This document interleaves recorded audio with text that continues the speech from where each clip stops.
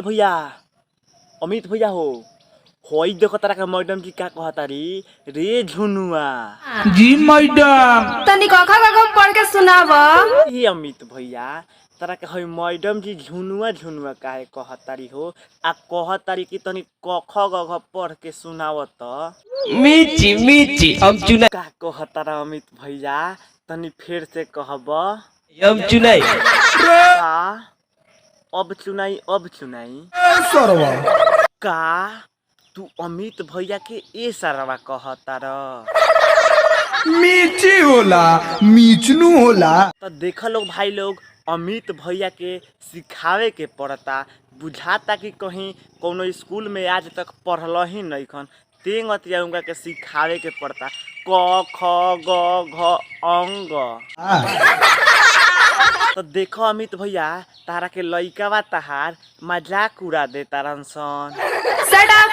का कहतारू मैडम जी सटअप मत कह कि शांत रहो सुनाओ सुनाओ।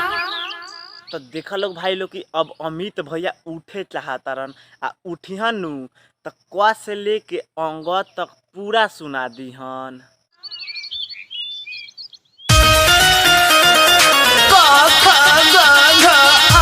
देखा लोग कहानी अनु की अंग तक सुना दीहन तो सुन ले लोग भाई लोग। म्यूजिक बाय गौरव रोशन। तो देख लोग भाई लोग कि अमित भैया उठ के भाग गइलन उनकर क से लेके आ अंग तक पढ़ाइए होला उतना पढ़ देलन आ उठ के चल गइलन।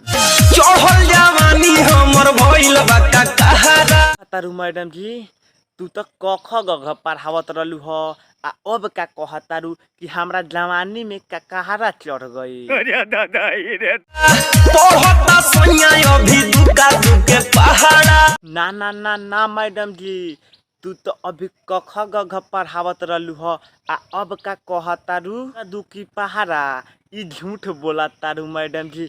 रुक हम बोला के लिया अमित भैया तू हेने आव है तारा बारे में मैडम जी झूठ बोला तारी।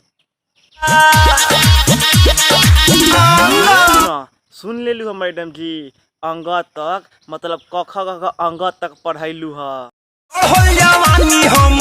ई का मैडम जी तू पढ़ावत रहलू ह तहार जवानी चढ़ गई अमित भैया के लेके सुतबू मिले ना मजा सखी सुते जब सन मिले ना माजा सखी सूते तहारा संगे तहार जवानी तक का कहारा भइल बा आ उ अभी क ख ग घ सीखतारन हम का कहारा सीख गइल बानी हम आई का। अरे दादा रे अरे कख गंगे भतार घूमे नहंगे ई का मैडम जी क ख ग घ अंगे भातार घूमे लंगे तो हमरो के लंगे नानू घूमे। तो चलिए दोस्तों वीडियो को यहीं पे ख़त्म करते हैं। अच्छा लगे तो लाइक शेयर कमेंट और चैनल पे नए हैं तो सब्सक्राइब कर लेना साथ में बेल आइकन दबा देना क्योंकि जब भी हम वीडियो डालें तो सबसे पहले तुम्हारे पास चल जाए। तब तक के लिए चलते हैं दोस्तों बाय बाय।